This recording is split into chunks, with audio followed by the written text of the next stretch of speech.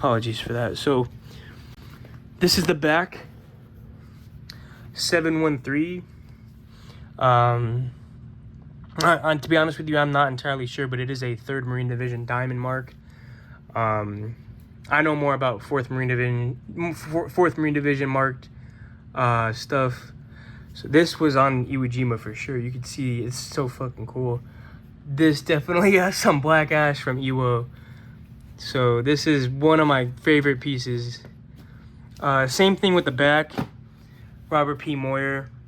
Came with this lone suspender.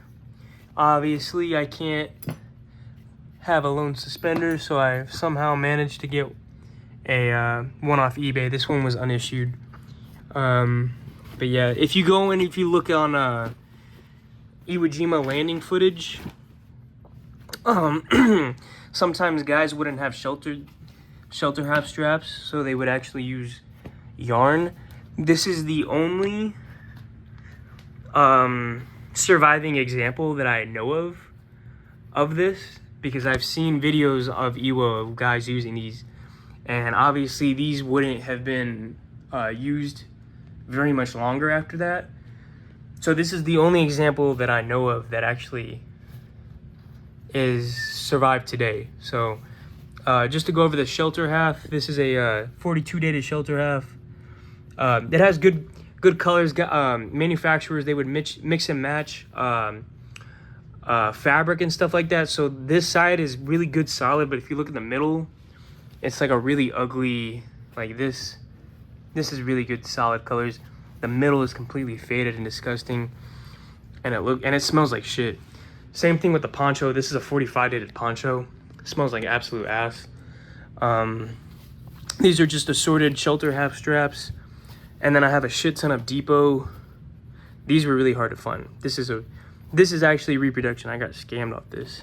I just have an assorted amount of depot bedroll straps, and those are really hard to find. Moving on, I have a vast collection. This is, as far as I know, this is the biggest collection of United States Marine Corps D-ring packs that I know of. This is a D-ring pack named to a 2nd Marine Division guy that served post-war. That's a tactical marking for the 2nd Division. It's pretty salty for being issued to a post-war guy, but it is a D-ring nonetheless, and you guys know how much I love D-rings. This is just a plain Jane unissued orange trim knapsack. Pretty cool. This is my baby as well. This is one of my favorite group. Oh, here's the guy's shovel cover. Also UNIS marked on the back. Anyways, this is my Stoddart set. If you guys want to know more in depth about it, I'll be happy to tell you. But I go into detail in this in my previous videos. Stoddart served at Guadalcanal, Tarawa, Baishio, Saipan, and Tinian. These are his suspenders. I know it might look like it's painted on the front, but it's actually painted on the inside flap. Somehow it bled through. Obviously not a good look if you're trying to avoid Japanese snipers and stuff like that. Named on the back. Super fucking cool group. Yeah, I was trying to contact his family, but they never hit me back up. So this is his knapsack, same thing, painted red square. He was in the 10th Division, or not the 10th Division, he was in the 10th Regiment, which is an artillery regiment for the 2nd Marine Division. So he was a rear echelon, even though he wasn't on the front lines, he was still on Tarawa nonetheless. Still a giant amongst men. This is another fucking amazing grouping. I doubt the knapsack was okay. So let's start from the beginning. So this is named to 2 guys, and obviously the guy's name right here is A.H. Franz. A.H. Franz served on Saipan and Okinawa for the 2nd Marine Division. And then it's named to this guy, Bernardsley, I think. I can't pronounce his name right. And there's his name, E.R. Beardsley, actually, I think. This guy was on Guadalcanal and only Guadalcanal. And he was a 2nd Division guy. There's A.H. Friend's name right there, if you guys can see it. So, this and this and that. This is early Blanco. I'll go more into detail over there later. This is early Blanco, and you could see traces of the early Blanco right here. Just trace amounts right there as well. That's early Blanco. And then starting on Okinawa, they started taking oil and paint and mixing it and splotching it on. So obviously the darker shade of green, and it's thick too. You can see the paint chipping away off it. This used to be owned by Jeff Warner, if you guys know who Jeff Warner is. Yeah, so obviously A.H. Franz did the splotch camo, the oil camo, and Beardsley did the early Blanco camo on the canal. So yeah, it was very common for 2nd Marine Division guys, basically 1st Marine Division, 2nd Marine Division, and even a little bit of 3rd Marine Division to do to use Blanco and camouflage. So that's why I don't see early Blanco on this one. And there's a unit tactical marking right here. I have no idea what that is, but it's not on the main pack. So this, I'm pretty sure this could have been issued to A.H. Franz, but it definitely wasn't issued to Beardsley, I feel like. I don't know why, because I don't see. It could be, I'm not sure, but I would be guessing. It just doesn't have their names on it. And in the collecting world, if it doesn't have the name on it, unfortunately, there's no province. So this is a another D-ring, obviously. This is named to a corpsman that served in the 22nd Marine Regiment, 6th Marine Division, and he fought at only one battle, Eniwetok battle, in I believe February of 44, but don't quote me on that. His name was V.T. Wall, and I have his photo. I might insert it, I might not, but I do have his photo. So, found that off Ancestry. I might not have his photo, but I have seen it on the muster rolls. I'd have to check. But yeah, V.T. Wall. That is named, and then it has Vernon T. Wall on it. It's kind of suspect how it's kind of faded like that. Same thing right there. So yeah.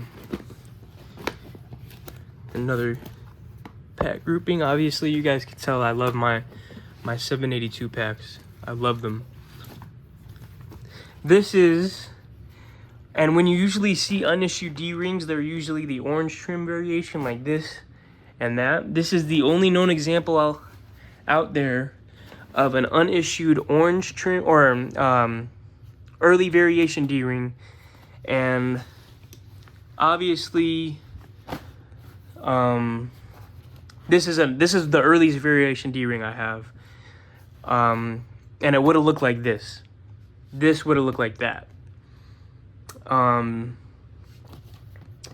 So I'll tell you how to distinguish between a really early D-ring and a kind of later variation D-ring.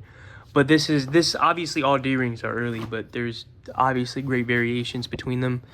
This is named WCC, and there's a unit marking right there.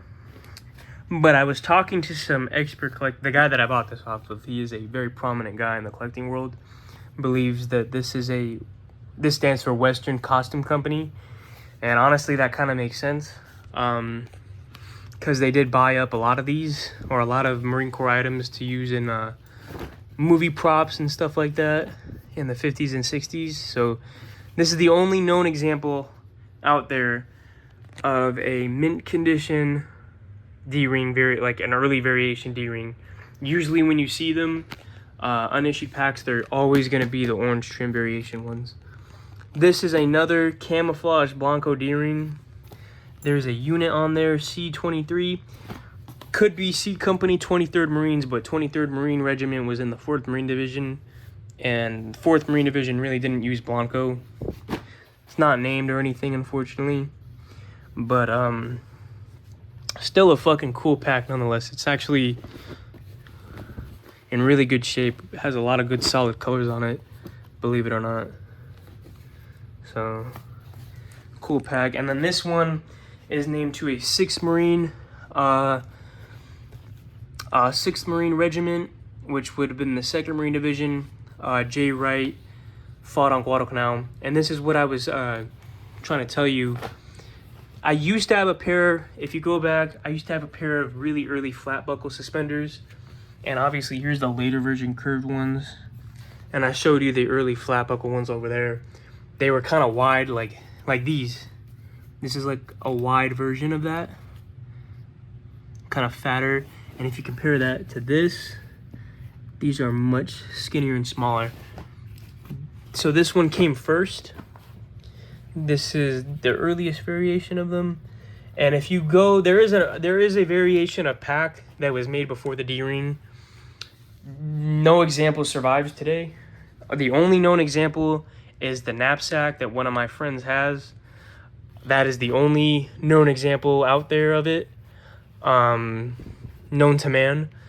Obviously, they were probably used during the war, thrown away, burnt, thrown over ship. So yeah, cool pack. This is one that I previously owned. This is actually this was actually the first original item that I ever bought back in like 2016, 2015.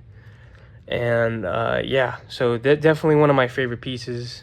So this is a Boy 43, I believe. I used to have, if you go back in the video before, blah blah blah, said it like 1,000 times. I used to have a unissued 42 one. I sold that. This is not named or anything, just a salty one, good for display. I love packs, obviously, but got this for actually really cheap on an online auction. And I sold the mint one because I'm not a big fan of mint stuff. I do like salty stuff. So yeah, this is a 3rd pattern Boy, believe it's 43. And the cool thing about this one is that it is named to a guy, 1st Marine Division, fought at Peleliu. And Peleliu is my favorite battle. This guy was a artilleryman, I believe, but I have to remember his rating. D Castro, B-15, whatever that means. But yeah, fought at Peleliu. And then this was the knapsack that came with it. It's not named to him. It's actually named to a corpsman, J.R. Tucker. There's probably a shit ton of J.R. Tuckers, but that was what I was told. This checks out. There's only one D Castro, and he fought at Peleliu. This could have been named to any fucking J.R. Tucker out there. So, yeah. Went over this previously. These are just some later war curved Boy buckles. Flatter ones, obviously were made by Depot. So, these are Navy leggings. Dated 42. These do not fit me. I got big ass calves. So yeah, one of my favorite things, shovel covers. This is one of my favorites. This is a 25th Marine Regiment. This guy fought at Iwo Jima.